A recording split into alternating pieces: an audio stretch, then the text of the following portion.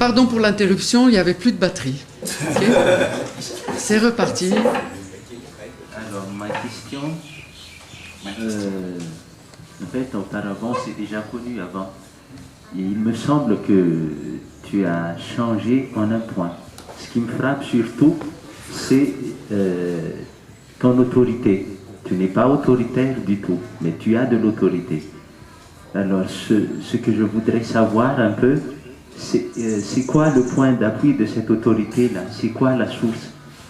Parce que c'est assez impressionnant de garder son calme et d'arriver à dire aux patients ce qu'ils doivent faire, même s'ils sont en train de partir en vrille.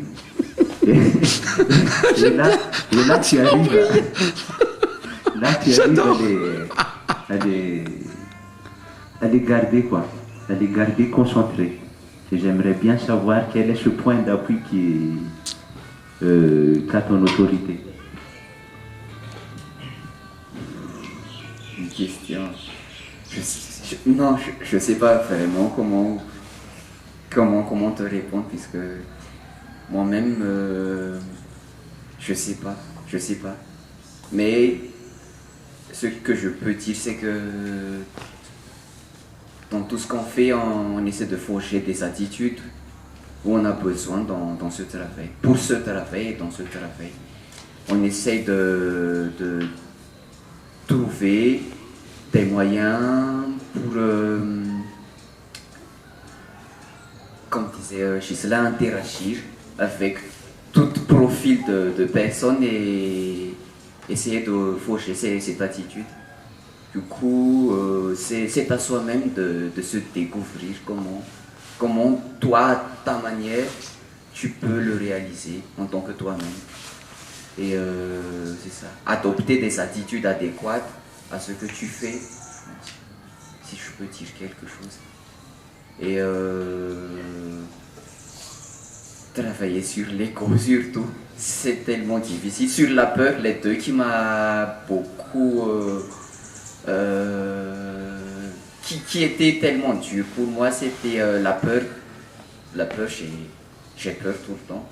Et l'ego, l'arrogance. Parce que quand tu arrives à faire quelque chose, tu deviens un peu... Tu as une attitude un peu rassurant et l'arrogance vient un peu te titiller. Et l'ego qui gonfle. Il y a aussi la peur derrière. Et on essaie de grandir, accepter de grandir. C'est ça. Accepter. C'est pas grandir, mais accepter de grandir. Merci.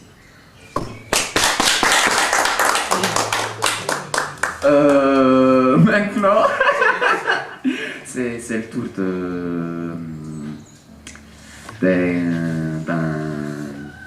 d'un pilier, je dirais, un pilier de tout ça, de tout ce que vous voyez ici. Je l'appelle Bruna.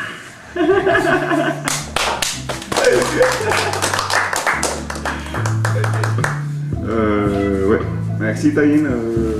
Je sais pas si c'est un pilier ou on peut nommer un pilier, mais je sais même pas. Ouais, c'est ça ce qui est là. J'ai l'impression que je m'appelle Bruna et je suis ici presque comme Taïn depuis 3 ans ou 2 ans et demi.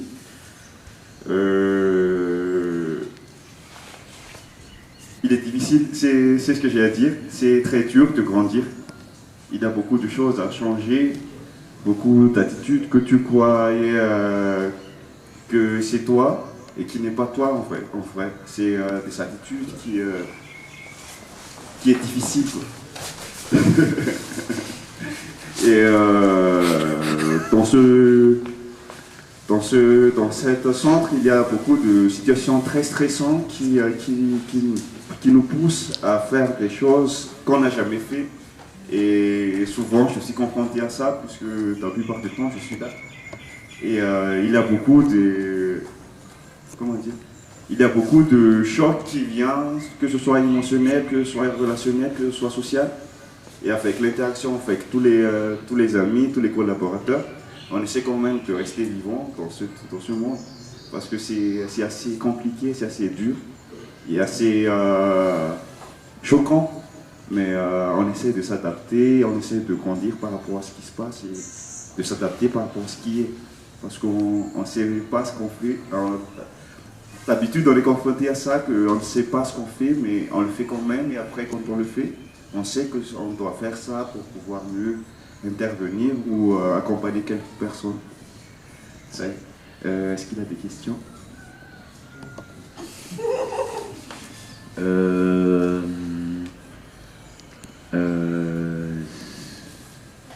Je parlerai de quelque chose qui m'a vraiment touché. On a vécu ensemble et on a vu comment ça s'est installé un petit peu petit à petit. Du coup, ça m'a beaucoup impressionné de voir comment il est devenu. C'est pour cela que je dis que c'est un pilier, puisque c'est aussi grâce à lui que la plupart des trucs qu'on fait ici, on a pu l'installer. Du coup, j'ai une question. Pour toi, qu'est-ce qui t'anime, tout simplement? Ce qui m'anime, c'est beaucoup de choses, mais je vais le fixer sur 3 points, je pense. Déjà,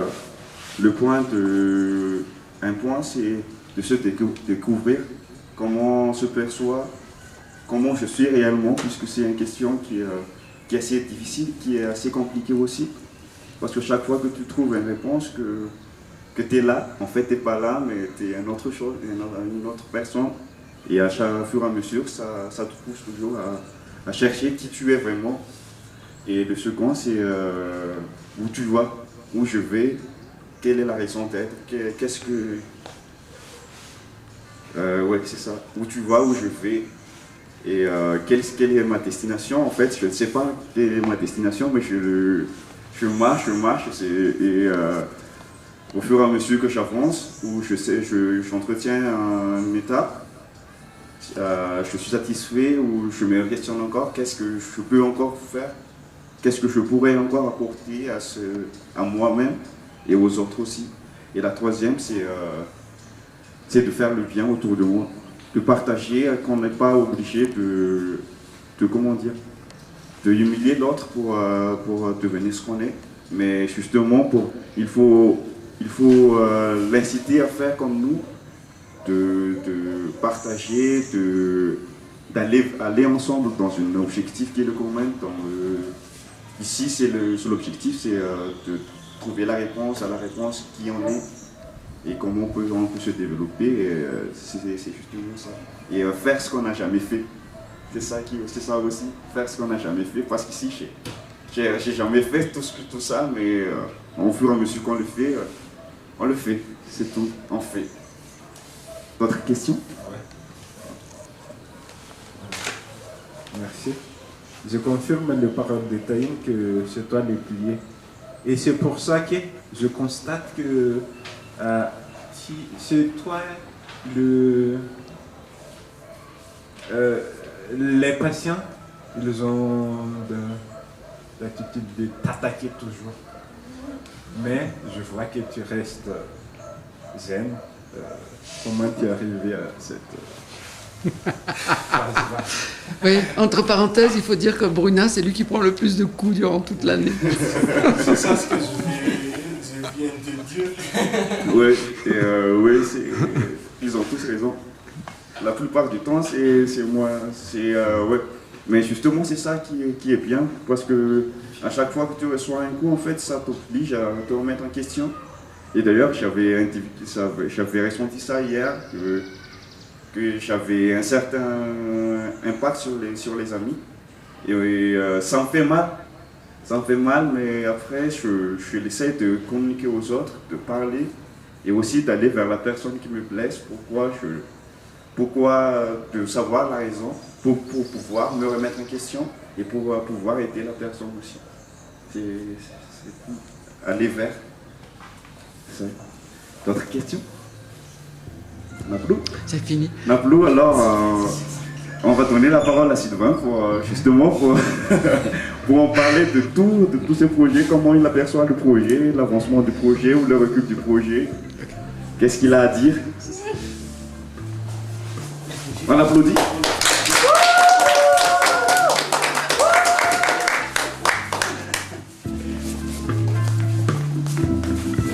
Bonjour à tous, merci de me donner la parole. Je ne vais pas parler du projet parce que vous en avez tous tellement bien parlé que je ne peux rien rajouter, vraiment. Par contre, je veux bien répondre à des questions et peut-être même profitez-en pour poser des questions déstabilisantes, hein, parce que je crois que tout ce qui ne nous déstabilise pas n'est pas thérapeutique. D'accord?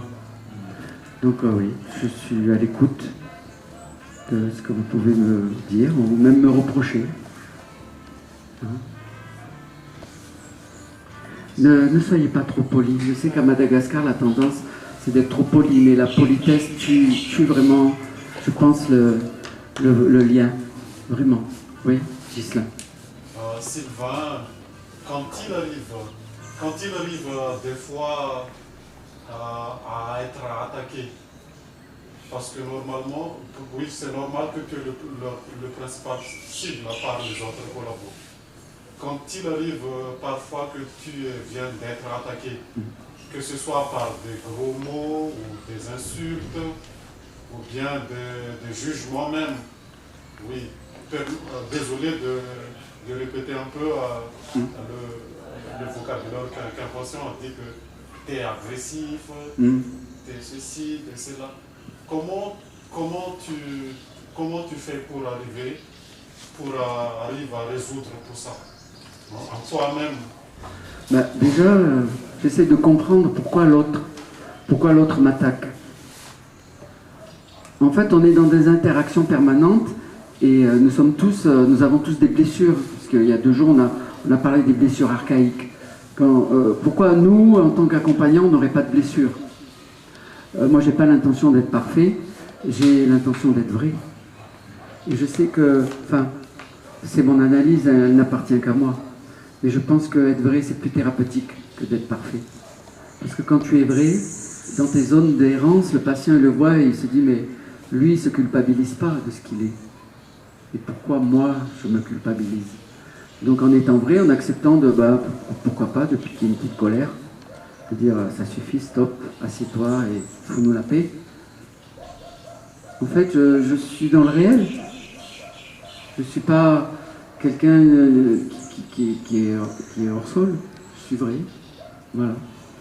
Donc, oui, je comprends parce que tout ça, c'est la vie.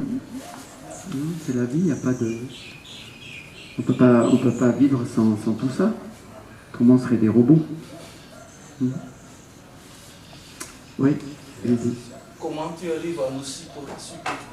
De la même façon que vous arrivez à me supporter. Pareil. On se supporte mutuellement parce que je connais mes démons, on va dire. Et je vis avec. Hein. Donc le premier qui souffre de ces démons, c'est moi. Donc peut-être être trop... couper les cheveux en 4 parfois. Oui, de la même façon. Je fais pareil. Et d'ailleurs, merci au passage de me supporter. Vraiment. Merci. Je regrette que toute l'équipe de l'art-thérapie soit pas là et puis tous nos stagiaires de l'année, parce qu'on a eu beaucoup de stagiaires, mais bon, ils sont pas là, hélas, donc on fait un petit comité. Et Ives. Ma question, c'est qu'il y a des fois où je trouve que tu n'es pas bien dans ta peau. Oui. Ma question, c'est est-ce que c'est thérapeutique de le laisser paraître sur le visage? Parce que moi j'ai tendance à démasquer plutôt. Oui. Alors, il y a un jour, j'ai décidé d'arrêter de me cacher. D'accord? Et dans ce boulot, en fait, plus j'en reviens à l'idée d'être vrai. En fait, si tu laisses paraître des émotions qui seraient plutôt classées dans les émotions de désespoir, en fait, tu te mets c'est transversal, tu te mets au niveau de tout le monde. Donc l'autre en face qui vient pour chercher des solutions, il voit que toi tu acceptes de vivre cette souffrance, cette forme de souffrance, sans en faire une affaire d'État. Et que peut-être lui peut faire pareil. Hein? Et puis on n'est pas... Une journée, c'est pas linéaire, ça. Une journée, ça monte. Quelqu'un parlait des émotions. Les émotions, c'est un système qui est fluctuant. Ça monte, ça descend, suivant ce qui se passe.